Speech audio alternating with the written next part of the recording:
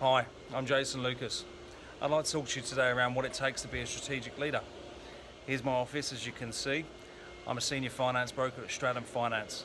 I've moved into finance about 3 years ago. It's been an interesting transition, moving from the wine industry for over 6 years.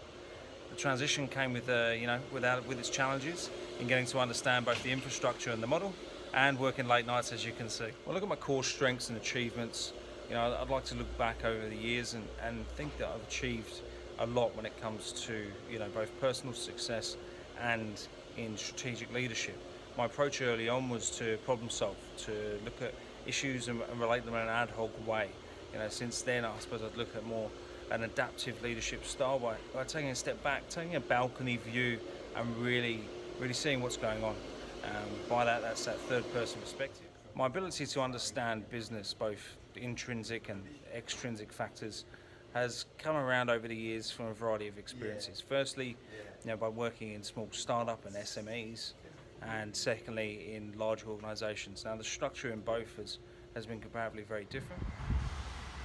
As you can see, so my perspective on values comes from hard work, comes from achievement, and most of all it comes from striving to develop yourself. The first point of call for me has been developing myself, both through my education piece at AGSM and through my career path. As you can see, here we are outdoors in sunny Australia.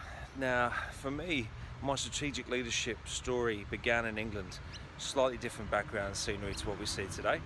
I initially started my career in hospitality, running bars, restaurants and hotels in London before deciding to transition to Australia and migrate permanently. So I came over initially in the hospitality industry before I migrated into liquor and wine.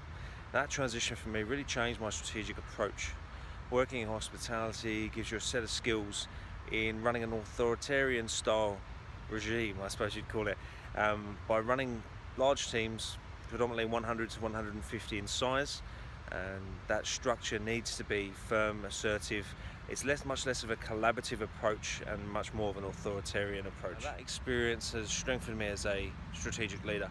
It's given me the option to pick and choose how I hold myself, how I present myself, and how I conduct management. Now that approach these days comes much more in the form of a clan-based environment, internally focused, although at times moving towards a market environment. Obviously we're focused on customer-centric approaches. Now that customer-centric approach came strongly from both hospitality and FMCG, during which I worked in sales leadership roles, looking after one of Australia's largest wine brands. Now it's an interesting question, what motivates me? I'm motivated by achieving success both in my personal goals and in my career achievements. Now for me, those highlights stand out by setting up one of London's iconic restaurants. That was a $1.5 million restaurant set up in the UK. That was back in 2004. I enjoyed that experience thoroughly.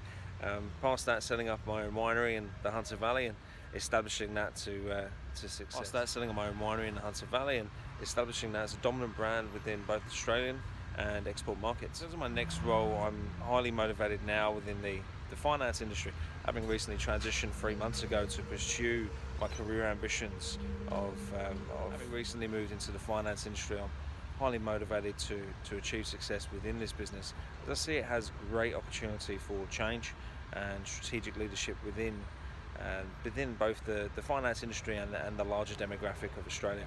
Now this is my goal set. I'm set at aiming to establish my own financial institution and create an alternative banking solution within the Australian market. Still an option that I'm working out, but that's where I tend to take things. And for me, creating the future is the approach I take to everything I do. Thank you very much. It's been a pleasure talking to you, and I'll see you all soon.